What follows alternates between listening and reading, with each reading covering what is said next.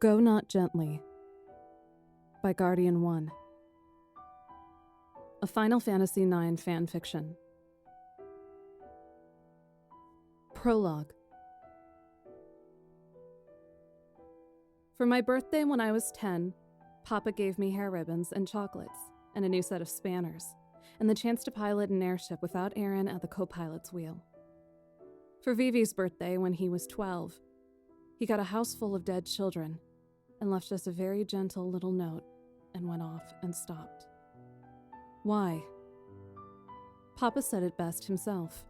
My little love, do not fault his reasoning. If I came in one morning and found you dead, and Hilda with you, and my entire city stiff and cold, how could I inhabit this bleak world alone? As he says, I could not fault Vivi's reasoning. Could not blame a little boy who had watched every other single black mage stop like clockwork toys around him, and had worked so hard to make his own little sons, little mages.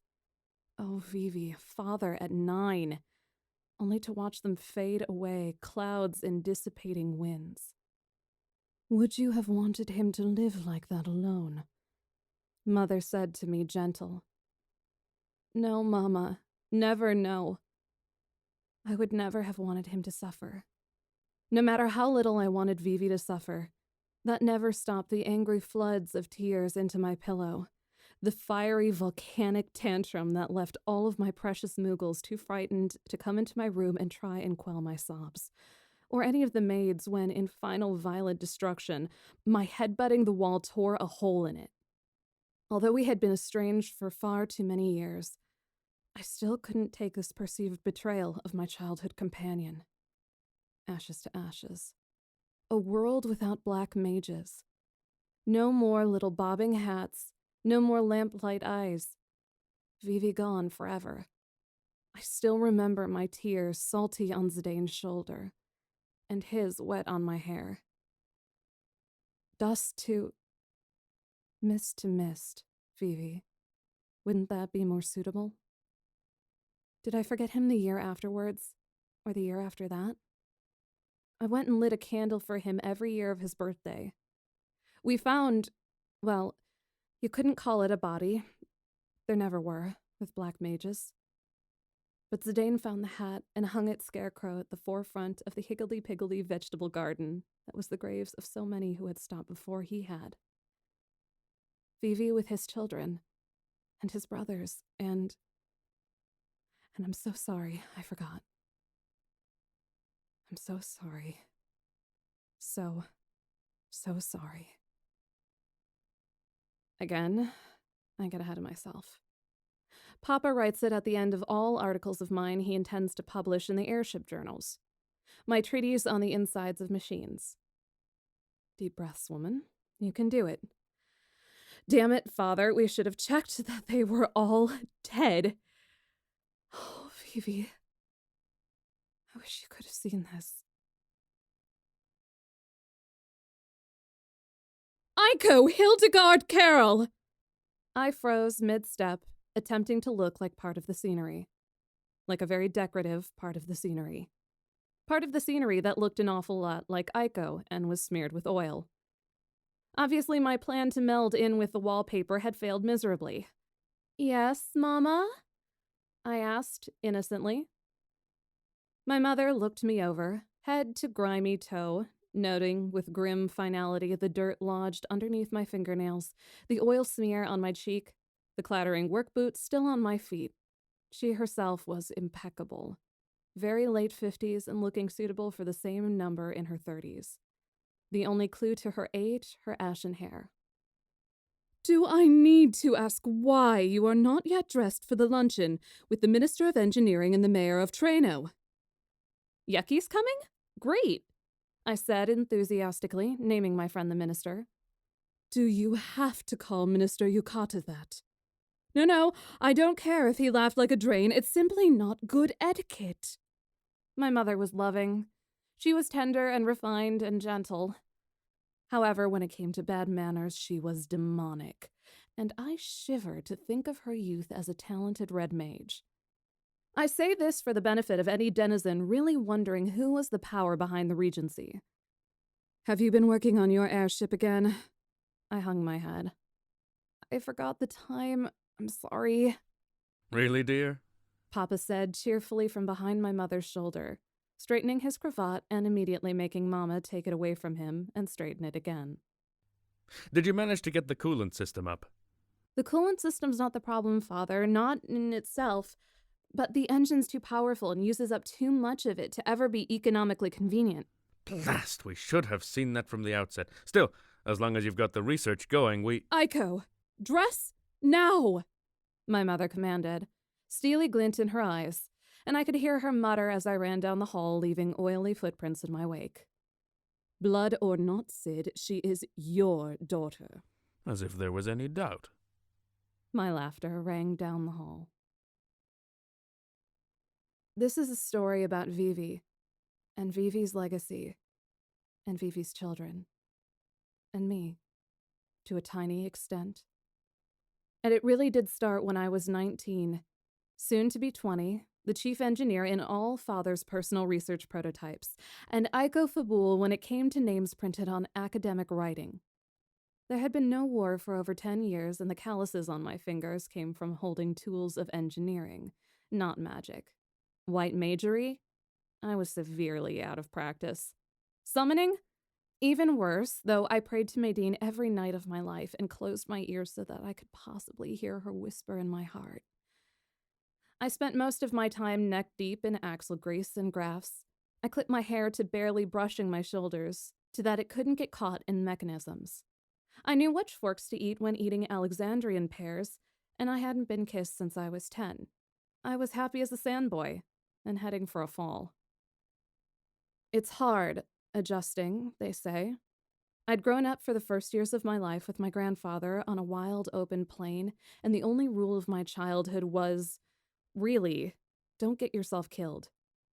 I loved wildly and I lived wildly, and then I was put into this big, huge city where future magic lived in the noise that the pipes made as they creaked in big airships. Years of patient tuition from my adopted father himself and his ministers broadened my mind so wide I put the sky in it permanently, and then all things that flew in it. You can take the girl out of the ruins, but can you put the city in the girl? I have a problem about veering wildly off into the sky, never to return to the subject at hand. Never mind. First kiss? You want to know about my first kiss? My first kiss was, of course, Zidane. Pre-Prince Consort Zidane. Clumsy, exuberant, smacking on the mouth that had him lift me up by the scruff of the neck, shake me and soften me by asking what Dagger would think if she saw him kissing such a pretty girl. My first kiss was Vivi, and it wasn't even on the mouth. But he'd smoothed back my hair and brushed something nervous against my forehead, and stuttered so hard it sounded as if yams had infested his throat. But whatever he'd done, it burnt like holy fire. The adults surrounding, of course, had all ummed and awed as if we were two rare species of round-eyed kittens batting snowdrops. If anyone had seen how pink my cheeks were, they might have attributed it to possible embarrassment germs. All right, that was my first kiss. Kisses. Only one mattered anyway. Was I to be regent when my father died or another voted in? It was, after all, traditionally a Cid. But my father had been inconvenient enough to not have a boy child, or any child at all. I was adopted and the only one. I didn't really want to be regent. And I didn't really think anybody wanted me as regent either. I was many things, but no leader, and would have just been resentful of the title. Hades, I was resentful enough just being a princess once I found out what the duty entailed. Don't you think you need to brush your hair? I paused in the middle of my frantic sponge bath, long enough to lose the soap and begin scrabbling frantically. I need to wash my hair first. Great damn gods above, I look like I've been dragged through an engine backwards. One of my assistants had told me I looked like that once. Charmed, I've never dropped the expression. Mogara, who this comment had been addressed to, fluttered daintily over to the window, letting off a soft kupo of disapproval. You've got oil down your front. It'll match. I've got oil down my back, too. Your mother will be mad as fire. She's the clothes horse, not me. I am not a beauty. Or a bimbo, for that matter. I scrubbed frantically. My little Mog had been right about the oil. Should I bring my reading glasses? Do you think the minister will pull out any plans? He's not supposed to, but I know he's itching to discuss Excelsior with Papa. I'll put them in my pocket. That way Mother can't harp. They'll make a bulge, you know. Oh, I'll just stuff them down my front with the hanky. That'll really make Mother foam at the mouth. I grabbed the puffy sponge and scrubbed furiously, soon an unattractive pink color. How come Garnet never has these problems? Jeez! I have never been the cleanest individual. This does not come from a hatred of baths and fresh clothes, as I can sink into a bath and blissfully ignore reality for any given number of hours. But I was sticky-fingered as a little kid, and with the tendency to upset anything I was handling down my front or on my face. And now I was a sticky young adult, mostly covered in oil and grease, with a steam-fried face. Understandably, this did wonders for my complexion, and I was perpetually ruddy-cheeked and lean instead of curvy, though Mama made me drink a glass of milk each night in a vain attempt to help fill out my dresses in the right places. I had long ago stopped thoughts of ever my possibly being beautiful, gave up and decided to be an engineer instead of a beautiful princess. When I did marry, it would be somebody dumpy and short, with as bad eyesight as mine, who could help me read my plans and look after the children when I was designing. Gods, the way dreams go. You're going to be late. And then your mother is going to shut you out until luncheon is served and cough pointedly when you come in. Frantically, I jumped out of the bath and left wet footprints as I toweled myself dry, conveniently forgetting a couple of petticoats I didn't like and figuring Yukata wouldn't know the difference. Little wings fluttering and looking as censorious as a Mog possibly can, Mogara buttoned me up at the back, worrying all the while and trying to comb my hair at the same time as I pulled on my shoes. When you have a summoning horn, I've learned, is to never worry what on Gaia your hair looks like. Nobody's going to be looking at it when you have that thing smack dab in the middle of your forehead. Pulling and grasping and unsticking when I finally saw myself in the mirror, I looked like I had gotten dressed in 5 minutes. But I was too frantically overtimed to care. I was buttoning my front as I ran down the corridor, the guards trying very hard not to look amused. Ran back because I had forgotten my glasses entirely and lost them again, stuffing them down my front, and then raced so hard to the blue room that I almost broke sound. To arrive, of course, to a closed door. Mom, I began gloomily to the guard on duty. Lady Hilda has informed me that you're to be summoned for luncheon once the regent has finished talks, Your Grace. I said a very rude word and stamped my foot. The guard looked as censorious as Mogara had, and I stomped off to the elevator. I was not going to hang around in my room for the next half hour whilst my Mog busily told me off. Miserable and embarrassed, why did this always happen to me? I was almost as grown up as you could possibly get. I slunk outside. Years after, I still wonder whether this was a good choice. I've always found it hard to sulk when I can watch the traffic. When I first came to Lindblom properly to make my home, because Garnet made the gentle suggestion to me that since I had no parents, and Sid and Hilda had no children, maybe we could help each other out, since we'd gotten on before. Sid took me up at the top of the grand castle, because it was beautiful, and because I was overwhelmed and nervous and homesick, and being stubborn to make up for it. The ballet of the airships rocked me to the core. How could they all stay in the sky at the same time? And I loved it deeply ever since. Dreamily, hastily rebuttoning the buttons at the arms of my sleeves and leaning my head against the cool stone of the wall, watching the sky. All too soon, I forgot my shameful poutiness and got lost in crystal cornflower. the far-off throat taste of oil, and the way steam engines smelled.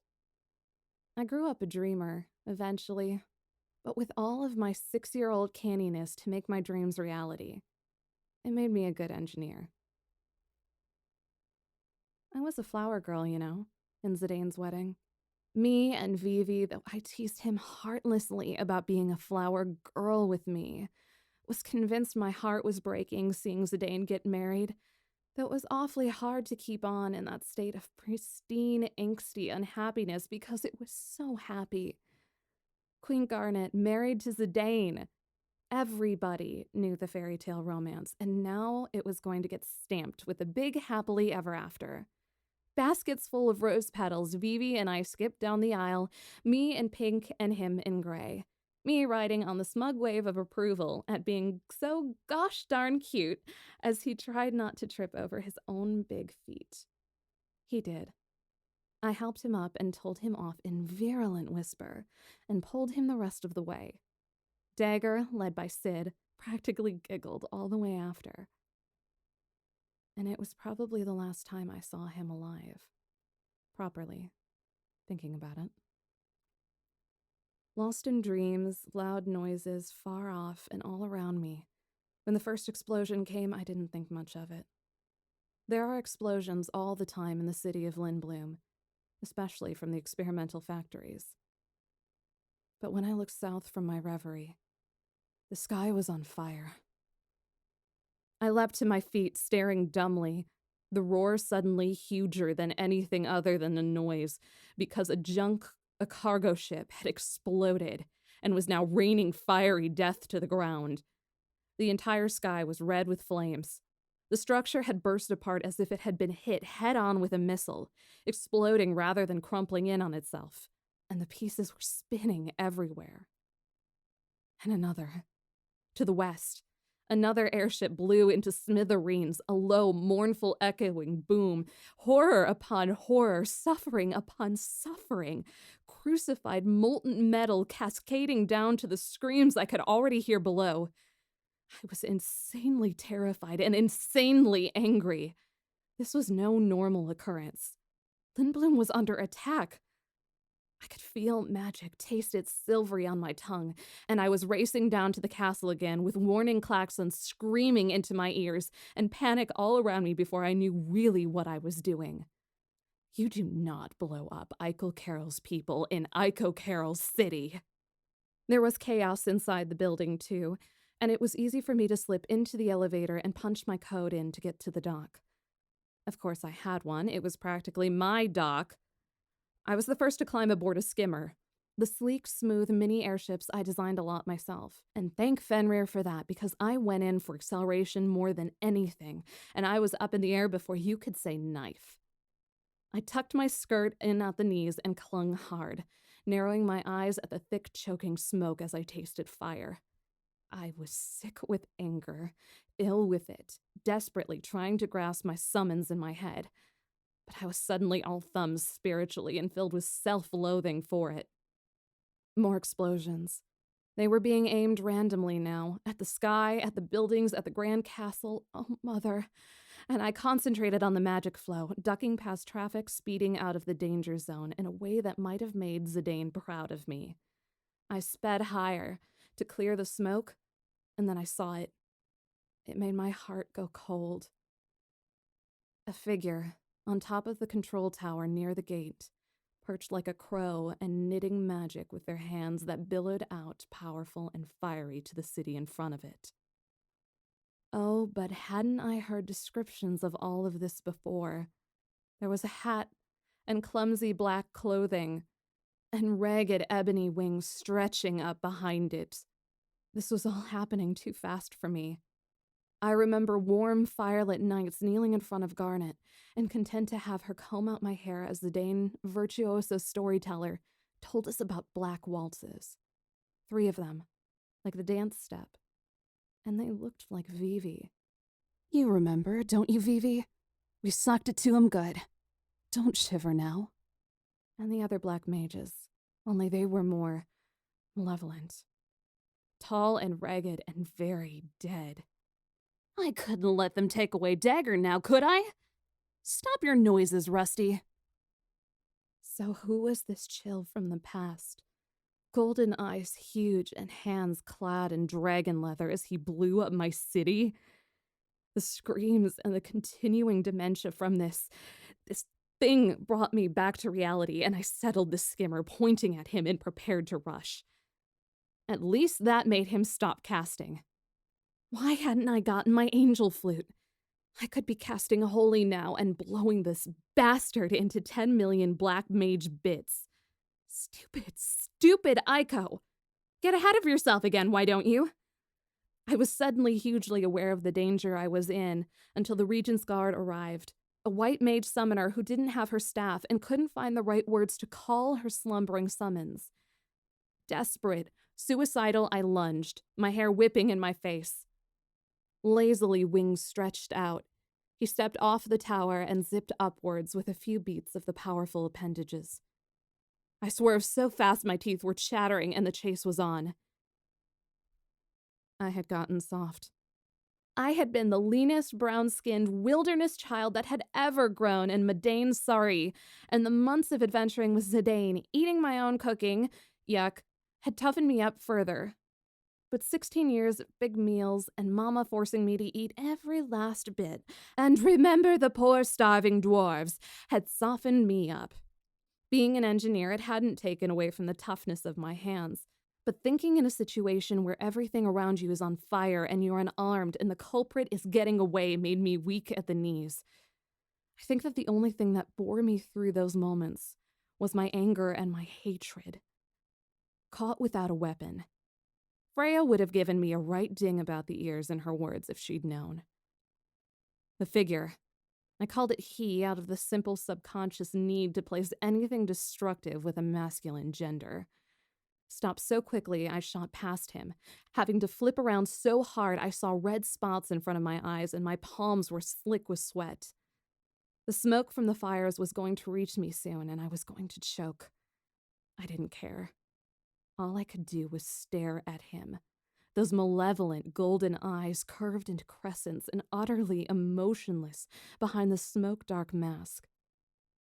He turned to survey the city, overturned utterly into chaos, and then back at me as if to say, "Well, don't you like my handiwork?"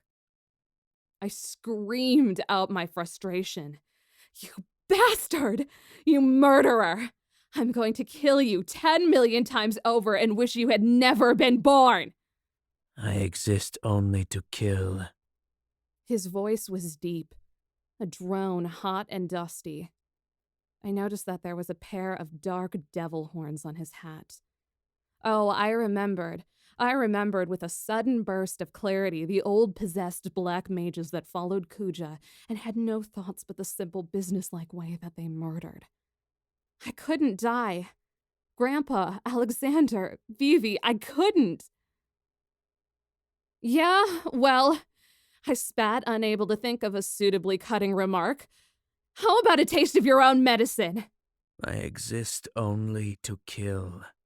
He hovered there, caught on the hot updraft, and held out his hand to mine as if offering. Fire blazed there, hot and blistering. His hand caught in the waving nimbus of magic. I could feel it rolling off of him in tongued waves. Magic, the miasma thick and polluting.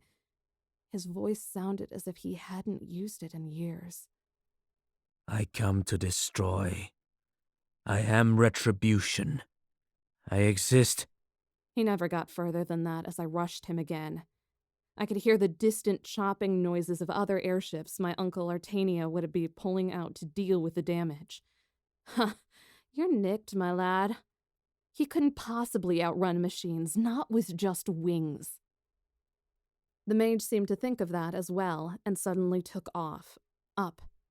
In the silliest, most knee-jerking, and thoughtless reactions of my life, I jolted the speeder up at breakneck speed and launched myself after him. High up over the city. Awfully high up. I hadn't flown in years, and I didn't even have my grandfather's wings, packed safely and lovingly away in tissue paper at the bottom of my closet. If I fell, I was going to be the splattiest engineer on this side of the fossil rue. And staying on was awful hard when the target was shaking and spinning like a bucking chocobo, and me a gadfly clutched to his back. My speeder stopped, launching into autopilot the moment it lost my weight. The muscles of his back pumping as he tried to fling me off. I dug my nails into the layer of his clothing. I clung for dear life, both of us spiraling upwards and upwards as he flung out his arms and screamed. My intervention didn't stop him from casting, his spell already too quick for me to even think about dispelling, and we were both crashing headlong into the portal he'd cast above us, and everything went black. This turned out to be a bad career plan, and definitely no way to treat a lady.